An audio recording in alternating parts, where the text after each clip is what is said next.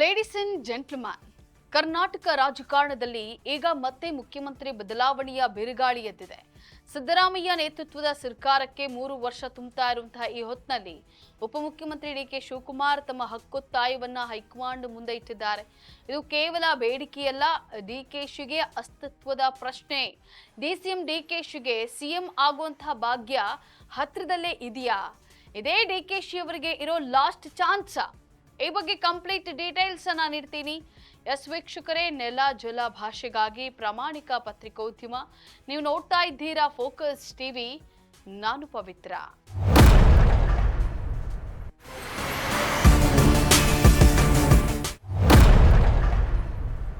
ವೀಕ್ಷಕರೇ, ನಿನ್ನೆ ದೆಹಲಿಗೆ ತೆರಳು ಮುನ್ನ ಡಿಕೆಶಿ ಸದಾಶಿವನಗರದಲ್ಲಿರುವಂತಹ ಎಐಸಿಸಿ ಅಧ್ಯಕ್ಷ ಮಲ್ಲಿಕಾರ್ಜುನ್ ಖರ್ಗೆ ನಿವಾಸಕ್ಕೆ ಭೇಟಿಯನ್ನ ನೀಡಿದ್ರು.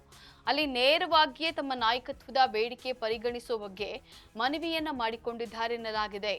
ರಾಜ್ಯದ 2 ಕ್ಷೇತ್ರಗಳ ಉಪಚುನಾವಣೆ ಪೂರ್ಣಗೊಂಡಿದೆ.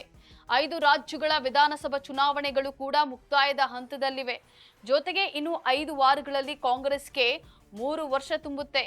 ಈ ಹಿನ್ನೆಲೆಯಲ್ಲಿ ನನ್ನ ನಾಯಕತ್ವದ ಬೇಡಿಕೆ ಪರಿಗಣಿಸೋದಕ್ಕೆ ಇದು ಉತ್ತಮ ಸಮಯ ಅಂತ ಹೇಳಿ ಡಿಕೆಶಿ ಹೇಳಿದ್ದಾರೆ.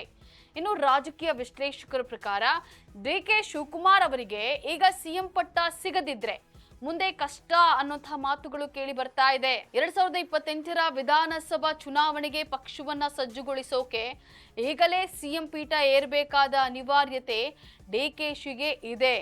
ಸಚಿವ ಸಂಪುಟ ಪುನರ್ರಚನೆಗೆ ಹಿರಿಯ ಶಾಸಕರಿಂದ ಒತ್ತಡ ಹೆಚ್ಚುತ್ತಾ ಇದೆ.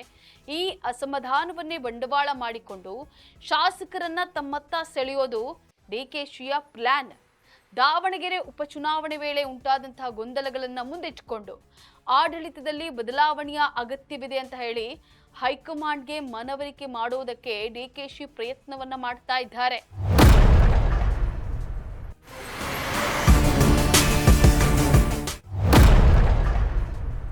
ವೀಕ್ಷಕರೇ, ಒಂದ್ ಕಡೆ ಸಿದ್ದರಾಮಯ್ಯನವರು ತಮ್ಮ ಕುರ್ಚಿ ಉಳಿಸಿಕೊಳ್ಳೋಕೆ ಪ್ರಯತ್ನವನ್ನ ಮಾಡ್ತಾ ಇದ್ರೆ, ಮತ್ತೊಂದು ಕಡೆ ಡಿಕೆಶಿ ಕುರ್ಚಿ ತನಗೆ ಬೇಕು ಅಂತ ಹೇಳಿ ಪಟ್ಟು ಹಿಡಿದಿದ್ದಾರೆ.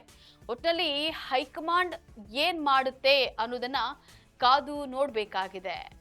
ಇದಾಗಿತ್ತು ಈ ಕ್ಷಣದ ಸುದ್ದಿ. ನೆಲ ಜಲ ಭಾಷೆಗಾಗಿ ನೋಡ್ತಾ ಇರಿ ಫೋಕಸ್ ಟಿವಿ.